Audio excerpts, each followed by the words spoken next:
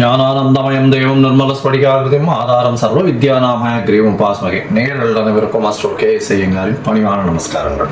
சனி வக்ரம்.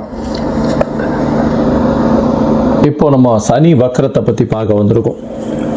2/7/2025 17/11/2025 வரலாம் உண்டான கிட்டத்தட்ட ஒரு 4.5 மாதம் பார்த்தாலேயானால் சனி வக்ரகதி அடைகிறார்.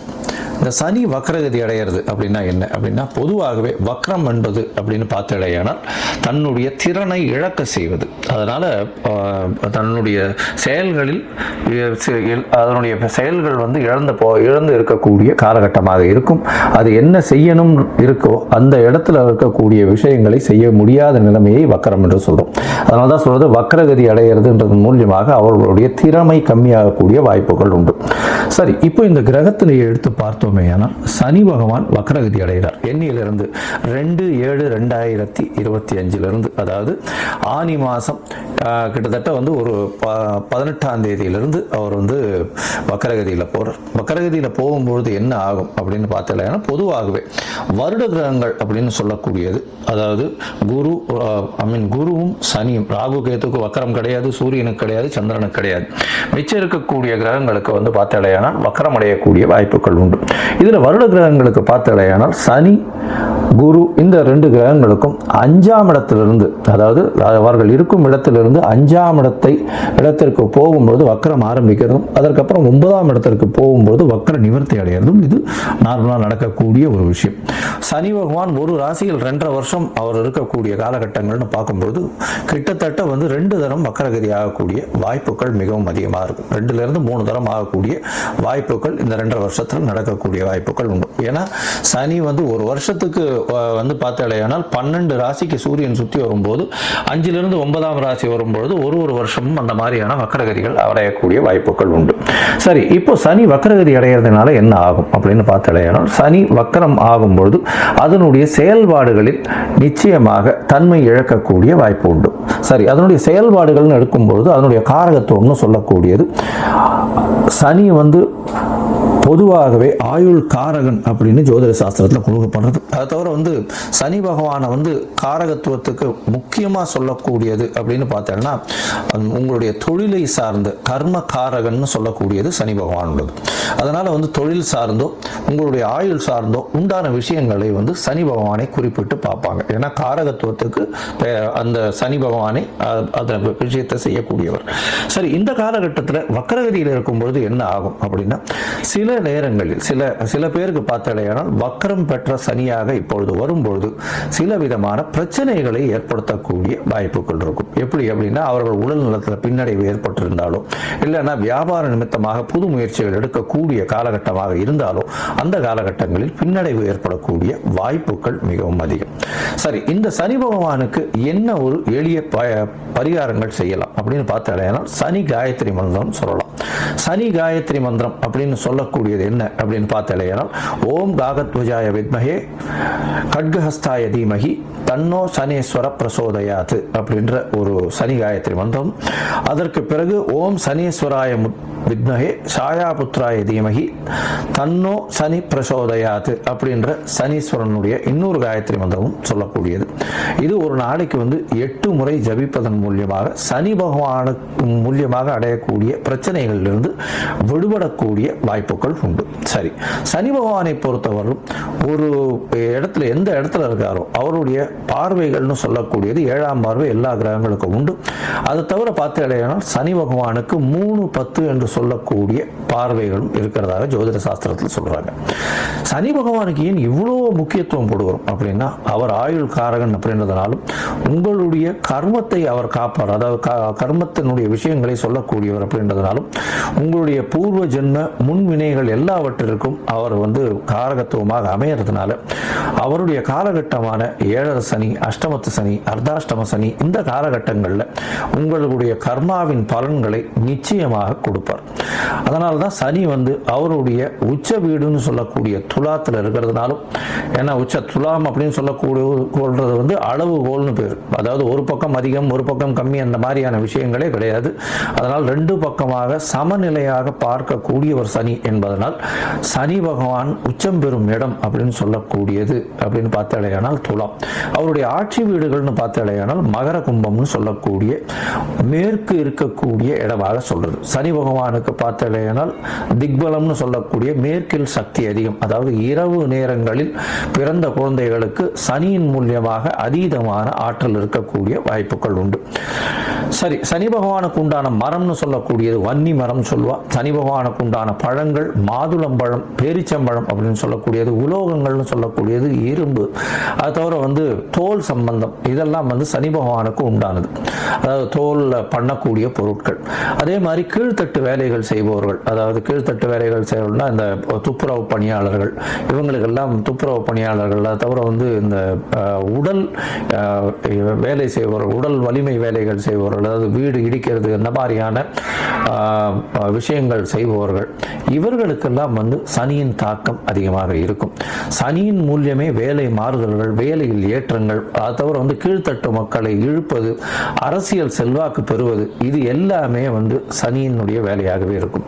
ரெவல்யூஷனரி லீடர்ஸ் உருவாகக்கூடிய வாய்ப்புகளும் இந்த சனியின் மூலியமாகவே உருவாகுது. சனியை பொறுத்தவர்களும் பார்த்தாலேயானால் ஒரு பெரிய அரசியல் மாற்றங்களை ஏற்படுத்தக்கூடிய விஷயங்களை அவர் செய்யக்கூடும். இப்போ வக்கரகதி அடையிறதுனாலும் குருவின் பார்வை இருக்கிறதுனாலும் சில பிரச்சனைகள் அரசாங்கத்திற்கு நிச்சயமாக வரும். அதுவும் இந்த இது சொன்னீங்கன்னா அந்த ரெவல்யூஷனரி பார்ட், அதை தவிர விவசாயிகள் மூலியம், கீழ்த்தட்டு மக்கள் வேலை செய்வது மூலியமாகவும், இன்சூரன்ஸ் மூலியமாகவும், அதை தவிர ஆகாய ஊர்திகள், விமானங்கள், அதை தவிர ரயில் வண்டிகள் பிரச்சனைகள், இதெல்லாம் வரக்கூடிய வாய்ப்புகள் இந்த காலகட்டத்தில் நிச்சயமாக உண்டு. சரி, இப்போ ஒரு ராசியா மேஷம் முதல் மீனம் வரை இந்த சனியினுடைய வக்கரகதி என்ன ஆறுதுன்றதை பார்க்கலாம். இந்த சனி வக்கரம் பார்த்தாலேயானால் பூரட்டாதி 3ஆம் பாதத்தில் இந்த சனி வக்கரகதி ஆரம்பிக்கிறது. பூரட்டாதி 2ஆம் பாதம் 1ஆம் பாதம் போயிட்டு திருப்பி வக்கர நிவர்த்தி ஆகுது. அது கார்த்திகை மாதம் 2ஆம் தேதி, அது கார்த்திகை 1ஆம் தேதி நினைக்கிறேன், 17/11/2025 அன்னைக்கு வக்கர நிவர்த்தி அடைகிறது. இந்த காலகட்டங்களில் மேஷம் முதல் மீனம் வரை ஒரு ராசியாக என்ன ஒரு மாற்றங்கள் ஏற்றங்கள் இருக்கும் அப்படின்றத நம்ம நிச்சயமாக பார்க்கலாம். இதற்கு நடுவில் உங்களுக்கு அஸ்ட்ராலாஜிக்கல் கன்சல்ட் தேவைப்பட்டதே ஆனால் நீங்கள் எனக்கு ஃபோன் பண்ணுங்க, உங்களுக்கு அப்பாயின்மெண்ட் தானே. என்னுடைய கட்டணங்கள் என்ன அப்படின்றத சொல்கிறேன், அதை போட்டுட்டு உங்களுடைய அப்பாயின்மெண்ட்டை ஃபிக்ஸ் பண்ணிக்கோங்க. சந்தி, அதாவது நான் பார்த்த ஜாதகங்கள்லேயே நிறைய சந்தி இருக்கக்கூடிய ஜாதகம், அதாவது மிருகசீரிஷம் 2ஆம் பாதம்னு சொல்லிட்டு இருப்பா, 3ஆம் பாதமாக இருக்கும், லக்ன சந்தி, அதை தவிர நட்சத்திர சந்தி, இந்த மாதிரியான சந்தி இருக்கிறதுனால என்ன ஆகும் அப்படின்னா, அவள் ரிஷபராசிக்காரான்னு நினச்சிட்டு இருப்பா, மிதுன ராசியில் இருப்பா, அதே மாதிரி துலா ராசி நினச்சிட்டு இருப்பா, அவள் விருச்சிக ராசியில் இருப்பா, விசாக நட்சத்திரத்தில். இந்த மாதிரியான மாறுதல்கள் மிகவும் அதிகமாக இருக்கும். முதல்ல உங்கள் ஜாதகத்தை போட்டு அதற்கு பிறகு உங்களுடைய ஜாதகத்தின் மூலியமாக இப்பொழுது நடக்கக்கூடிய தசாபுக்தி அந்தரம் சூக்ஷ்மம் எப்படி இருக்குன்றதை பார்த்துட்டு அதற்கு பிறகு உங்களுக்கு உண்டான பலன்களை சொல்லணும். அதுக்கு அப்பாயின்மெண்ட் ஃபிக்ஸ் பண்ணி தரேன். எனக்கு உண்டான கட்டணம் என்னன்றதையும் போடுறேன், அந்த கட்டணத்தை செலுத்தி அப்பாயின்மெண்ட் வாங்கிக்கோங்க. இப்போ மேஷம் முதல் மீனம் வரை சனி வக்கர நிலை என்ன செய்யும் அப்படின்றத பார்ப்போம். மிதுனம், மிருகசீரிஷம், திருவாதிரை, புனர்பூசம், இந்த 3 நட்சத்திரம் 9 பாதங்களை கொண்ட ராசி. ராசியின் அதிபதினு சொல்லக்கூடிய ஒரு புதன். உங்களுடைய ராசிக்கு பார்த்தீங்கன்னா 9ஆம் இடத்துல சனி வரார். சனி 9ஆம் இடத்துல தான் இருக்கார். இப்போ சனி 9ஆம் இடத்துல வக்கரகதி அடைகிறார். 9ஆம் இடத்துல வக்கரகதி அடைகிறதுனால என்ன பிரச்சனை வரும்? ஏன்னா சனி ஆட்சி பெற்று போயிருக்கார், 9ஆம் இடத்துல போயிருக்கார். இதன் மூலியமாக என்னென்ன பிரச்சனைகள் வரும் அப்படின்றத பார்க்கலாம். சனி 9ஆம் இடத்துல இருக்கிறதுனால தந்தையின் உடல் நலத்தில் சற்று பின்னடைவு இருக்கக்கூடிய வாய்ப்புகள் நிச்சயமாக உண்டு. அதோட பார்த்தீங்கன்னா உங்களுக்கு வக்கரகதி ஆகிறதுனால முதல் 1.5 மாதம் பார்த்தோம்னா மன அழுத்தம் அதிகமாக இருக்கும். எந்த ஒரு விஷயத்தை எடுத்தாலும் அந்த காலகட்டத்தில் பிரச்சனைகள் கொஞ்சம் அதிகமாகவே தெரியும். தூக்கம் வரக்கூடிய வாய்ப்புகள் இருக்காது, அதாவது தூக்கம் கலையக்கூடிய வாய்ப்புகள் ரொம்ப அதிகமாக இருக்கும். அலைச்சல் கொஞ்சம் அதிகமாக இருக்கக்கூடிய காலகட்டமாக அமைய போகிறது. 9ஆம் இடத்துல இருக்கக்கூடிய சனி பகவான் தந்தைக்கும் உங்களுக்கும் உண்டான பிரிவினையை ஏற்படுத்தக்கூடிய வாய்ப்புகள் உண்டு. தந்தையின் உடல்நலத்தில் சற்று பின்னடைவு இருக்கக்கூடிய காலகட்டமாக அமையும். உங்களுக்கும் உடல்நிலையில் சற்று பின்னடைவு இருக்கும், மன அழுத்தம் அதிகமாக இருக்கும், உடல் உழைப்பு அதிகமாக இருக்கக்கூடிய காலகட்டமாக அமைய போகிறது. இந்த காலகட்டத்தில் பார்த்தீங்கன்னா அதாவது 2/7/2025 17/11/2025 வரலும் உண்டான கிட்டத்தட்ட வந்து ஒரு 4.5 மாத காலம். இந்த 4.5 மாத காலத்தில் பார்த்தீங்கன்னா உங்களுக்கு கண்டிப்பாக முதல்ல வந்து ஒரு 1.5 மாதத்துக்கு பார்த்தீங்கன்னா கண்டிப்பாக மன அழுத்தங்கள் அதிகமாக இருக்கக்கூடிய காலகட்டமாகவே அமையப்போகிறது. படிக்கக்கூடிய மாணவர்களுக்கு மறதி கொஞ்சம் அதிகமாகவே இருக்கும். வேலை பளு அதிகமாக இருக்கக்கூடிய காலகட்டம். எந்த ஒரு விஷயத்திலும் சற்று தடங்களும் நிதானமும் தேவைப்படக்கூடிய காலகட்டமாக அமையப்போகிறது.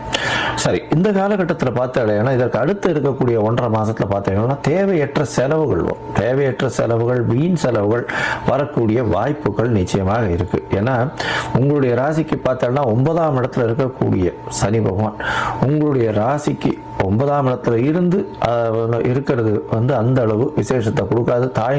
தந்தையின் உடல்நிலை பிரச்சனையை கொடுப்பார். தேவையற்ற செலவுகளை கொடுக்கக்கூடிய வாய்ப்புகள் மிகவும் அதிகமாக இருக்கும். அது தவிர பார்த்தீங்கன்னா வெளிநாடு வெளியூர் போகணும்னு பார்த்துட்டு இருக்கவாளுக்கெல்லாம் சிறு சிறு பிரச்சனையை கொடுப்பார். படிக்கக்கூடிய மாணவ மாணவர்களுக்கு வெளிநாடு போகணும்னு பார்த்துட்டு இருக்காங்கன்னா அந்த காலகட்டத்தில் வந்து நிச்சயமாகவே அவங்களுக்கு வந்து ஒரு பின்னடைவை கொடுக்கக்கூடிய வாய்ப்புகள் உண்டு. விசா வரணும்னு பார்த்துட்டு இருப்பாங்க, அது கொஞ்சம் இழுத்தடிக்கக்கூடிய வாய்ப்புகள் நிச்சயமாக இருக்கும். உங்களுடைய ராசிக்கு பார்த்தாலேயானால் 3வது 1.5 மாதம், அதாவது அக்டோபர் நவம்பர் 2 மாதத்தில் பார்த்தாலேயானால் இந்த காலகட்டத்தில் உங்களுடைய ராசிக்கு 11ஆம் இடத்துல சனி, அதாவது 9ஆம் அதிபதி 9ஆம் இடத்துல போய் சனி இருந்தாலும் கோச்சார பிரகாரம் புரட்டாதி 1ஆம் பாதத்தில் போய் இருக்கார். அது வந்து 11ஆம் இடத்துல சனி வர மாதிரி இருக்கும். அது மாதிரி பார்க்கும்பொழுது உங்களுடைய தொழிலில் வந்து லாபங்கள் கம்மியாகக்கூடிய வாய்ப்புகள் உண்டு. ஸோ மொத்த காலகட்டத்தில் பார்க்கும்பொழுது உங்களுடைய ராசிக்கு 9ஆம் இடத்துல இருக்கிற சனி தந்தையினுடைய உடல் நலத்தில் பின்னடைவை ஏற்படுத்துவார். அது தவிர பார்த்தாலேயானால் குடும்பத்தில் சொத்து பிரச்சனைகள் இருக்கக்கூடிய வாய்ப்புகள் இருந்தால் அது உங்களுக்கு சாதகமாக முடியக்கூடிய காலகட்டமாக இருக்காது. உங்களுடைய உடல்நிலையில் சற்று பின்னடைவு இருக்கக்கூடிய காலகட்டமாக இருக்கும். மென்டல் ஸ்ட்ரெஸ் கொஞ்சம் அதிகமாக இருக்கும். உடல் உழைப்பு அதிகமாக இருக்கக்கூடிய காலகட்டம். படிக்கக்கூடிய மாணவர்களுக்கு கண்டிப்பாக ஒரு தடவைக்கு 100 தடவை படிச்சீங்கன்னா தான் ஒரு 50% மனசுல நிற்கும். நிச்சயமாக சில்லி மிஸ்டேக்ஸ் எல்லாம் அதிகமாக பண்ணக்கூடிய காலகட்டமாக அமையும். தேவையற்ற செலவுகள் கொஞ்சம் வரக்கூடிய வாய்ப்புகள் உண்டு. மருத்துவ செலவுகள் கொஞ்சம் வரக்கூடிய வாய்ப்புகள் நிச்சயமாக இருக்கும். அது தவிர தொழிலில் வந்து லாபங்கள் சற்று கம்மியாகக்கூடிய வாய்ப்புகள் உண்டு. தொழிலில் லாபங்கள் கம்மியாகக்கூடிய வாய்ப்புகள் நிச்சயமாக இருக்கும். உங்களுடைய ராசிக்கு பார்த்தாலேயானால் ராசிக்கு கண்டிப்பாக தொழிலில் லாபங்கள் கம்மியாகக்கூடிய வாய்ப்பும், மூத்த சகோதர சகோதரிகளோட சற்று பிரச்சனைகள் வரக்கூடிய வாய்ப்பும், குடும்பத்தில் சற்று பிரச்சனைகள் வரக்கூடிய வாய்ப்புகளும் நிச்சயமாக இருக்கும். உடல் நலத்தில் ஜாகிரதையாக இருக்கிறது ரொம்பவும் நல்லதாக இருக்கும். அதனால புதிய முயற்சிகளில் கொஞ்சம் ஜாகிரதையாக இருக்கிறது பார்த்துட்டு பண்ணுறது ரொம்பவும் நல்லது. அது தவிர பார்த்தீங்கன்னா வெளிநாடு போகணும்னு பார்க்குற மாணவ மாணவியர்களுக்கு சற்று பின்னடைவு இருக்கக்கூடிய வாய்ப்புகள் நிச்சயமாக இருக்கும். புதிய தொழில் ஆரம்பிக்கணும்னு அதிகமான இன்வெஸ்ட்மெண்ட் போடாமல் இருக்கிறது ரொம்பவும் நல்லது. இந்த காலகட்டத்தில் பார்த்தாலேயானால் ஈரோடு பக்கத்தில் இருக்கக்கூடிய, அதாவது இந்த ஈரோடு பக்கத்துக்கு இருக்கக்கூடிய குருமந்தூர் அப்படின்னு ஒரு இடத்துல சனீஸ்வரனுடைய கோவில் இருக்கு. அது வந்து திருநள்ளாறு சனீஸ்வரனை என்னென்ன பூஜை பண்றாங்களோ அதே வழிபாடுகளை இங்கே பண்றாங்க. அதனால அந்த கோவிலுக்கு போயிட்டு வர்றதன் மூலியமாக உங்களுக்கு நிச்சயமான ஒரு நல்ல ஏற்றங்களும் மாற்றங்களும் வரும். அதை தவிர வந்து அருகில் இருக்கக்கூடிய உங்களுடைய கோவிலில் போயிட்டு உங்களால் முடிஞ்ச தீபத்துக்கு நல்ல செக்கெண்ணை வாங்கி கொடுத்துட்டு வாங்க. கீழ்த்தட்டு மக்கள், அதாவது இந்த துப்புரவு பணியாளர்களுக்கு உங்களால் முடிஞ்ச இரும்பு சம்பந்தமான, தோல் சம்பந்தமான விஷயங்கள் அவங்களுக்கு வாங்கி கொடுங்க. அதாவது இரும்பு சம்பந்தமான அப்படின்னா இந்த பெருக்கிறதுக்கு உண்டான இந்த ஸ்டீலில் இருக்கக்கூடிய தொடப்பம், அந்த மாதிரியான விஷயங்கள்.